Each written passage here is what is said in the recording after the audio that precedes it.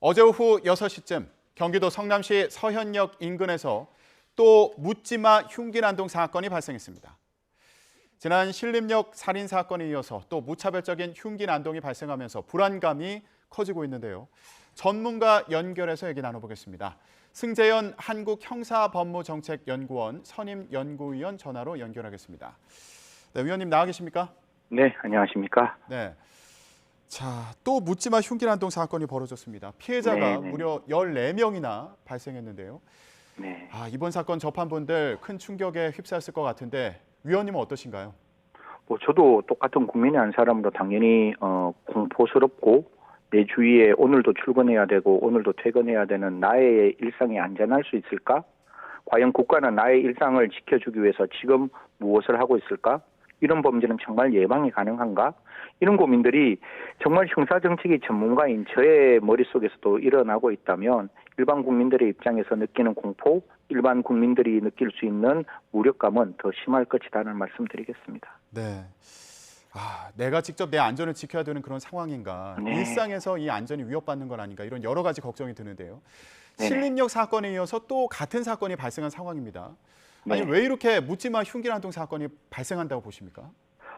저는 딱 한 가지를 시청자 여러분과 청취자 여러분하고 같이 함께 이야기를 하고 싶은 거는 지금 우리 앵커도 저한테 묻지마 범죄의 원인이 무엇입니까? 이렇게 물었잖아요. 네. 사실 묻지마 범죄의 원인을 묻는 거는 범죄가 묻지마 범죄인데 어떻게 원인을 찾을 수 있겠어요? 다른 말로는 국가가 이 어려운 범죄에 대해서 너무 쉬운 답을 했는 거예요.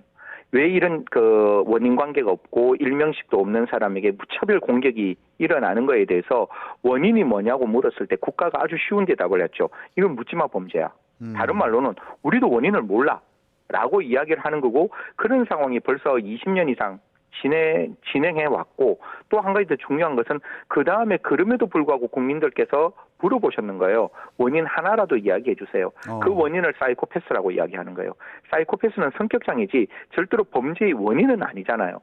그러니까 너무 어려운 사건에 국가는 너무 쉬운 대답을 했고, 그 너무 쉬운 대답에 형사정책으로 사이코패스가 원인이라고 말을 했기 때문에 어떻게 보면 지금 이 순간에도 이러한 범죄가 발생할 수 있는 가능성을 국가는 만들어 놓았다라고 감히 좀 말씀드릴 수 있는 거죠.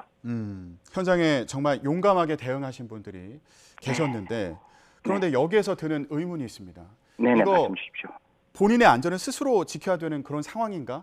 이런 상황이 반복되고 있는데, 이런 사건이 반복되고 있는데 이거 막을 수는 없을까? 그리고 애초에 이런 사건이 벌어지지 않게 할 수 있는 방법은 없을까? 어떻습니까? 저는 100% 앵커 말씀에 동의합니다. 대한민국이 안전한 사회라는 생각 때문에 대한민국에서는 형사정책을 굉장히 소프트하게 갔어요. 그런데 저는 대한민국은 위험한 사회라고 생각하고, 그렇게 바라본다면 지금에 있는 형사정책은 무용지물이에요. 그 위험한 사회에 적극적으로 대응하기 위한 보다 강력한 형사정책이 만들어져야 된다고 생각합니다. 그중에 첫 번째가 우리가 어떤 공중 밀집 장소에 들어갔을 때, 외국 같은 경우는 사실상 9.11 테러 이후에 미국이 예를 들면 그런 어떤 공중 밀집 장소에 들어가거나 공공시설에 들어가거나 박물관에 들어갈 때 소지품 검사하잖아요. 내가 이 공간 안에 있을 때 다른 사람도 흉기가 없다는 그 믿음과 신뢰가 있을 때 이 공간은 안전한 공간이 되는 거예요. 이 공간 안에 나는 무기가 없는데, 나는 흉기가 없는데 다른 사람이 무기와 흉기를 가지고 있는 상황이 이루어지면 그 공간은 절대로 안전한 공간이 아니거든요. 그러면 적어도 지금부터는 조금 국민들이 불편하더라도 공중 밀집 장소에 들어갈 때는 저는 휴대하는 물건에 대한 검사가 필요하다, 소지품에 대한 검사가 필요하다는 말씀과 더불어 검찰도 이제 제발 수사권 갖고 다투지 않았으면 좋겠어요. 경찰과 검찰은 범죄가 발생한 다음 그 가해자를 잡는 게 아니라, 가해자를 잡는다는 이유는 첫 번째 피해자가 발생했다는 거잖아요. 그거보다 범죄가 예방될 수 있도록 보다 적극적인 형사정책을 펼쳐야 할 때다.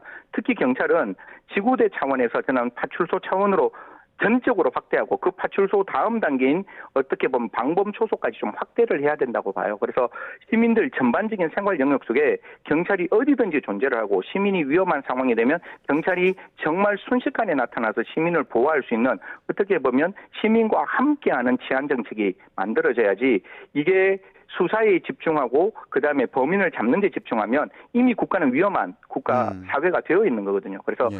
적극적으로 치안 정책에 다시 한번 눈을 돌려야 될 때가 아닌가. 한번 앵커 기억해 보십시오. 2년 동안 우리의 머릿속에는 검경은 수사권밖에 없었어요. 검경 수사권이 아니라 검찰과 경찰이 어떻게 국민의 생명과 안전을 지킬 수 있는 예방 정책이라는 치안 정책을 만들어 갈지에 대한 좀 이렇게 여러 가지 논의들이 계속해서 저는 언론에 나왔으면 좋겠다는 말씀드립니다. 예.